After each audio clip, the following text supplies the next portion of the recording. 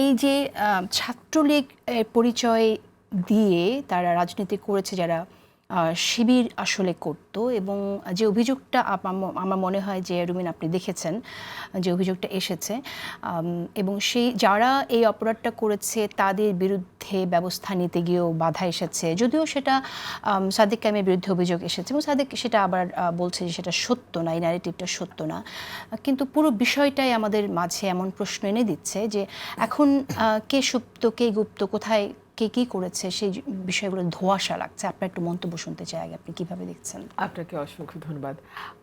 এটা কেবলমাত্র যে রাজনৈতিক এক ধরনের মুনাফেকি তাই নয়, এটা পুরো জাতির সঙ্গে এক ধরনের খেলা।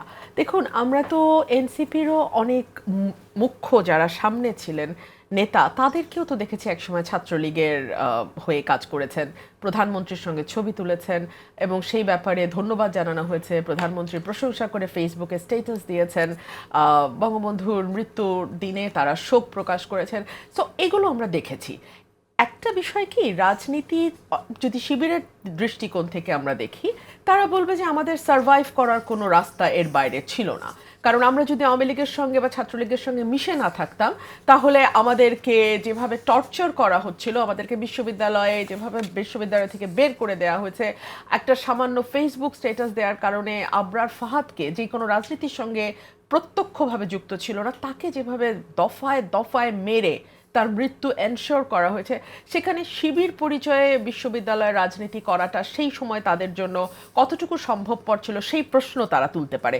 তবে একই সঙ্গে পাল্টা উদাহরণ তো আমরাও দিতে পারি যে আমাদের ছাত্র দলের ছেলেদের উপরও তো কম নির্যাতন হয়নি, বিএনপি পুরো দলটির উপরও তো নির্যাতন কম হয়নি। কিন্তু আমার মনে হয় না আপনি একটি উদাহরণও দেখাতে পারবেন যেখানে দেখা যাচ্ছে যে একজন ছাত্রদল কর্মী বা যুবদল কর্মী বা স্বেচ্ছাসেবক দলের কর্মী কিংবা অন্য কোনো ভাতৃপ্রতিম বা অঙ্গ সংগঠনের কোনো কর্মী আওয়ামী লীগ পরিচয় বা আওয়ামী লীগের কোনো ভাতৃপ্রতিম সংগঠনের পরিচয় তারা রাজনীতি করেছে।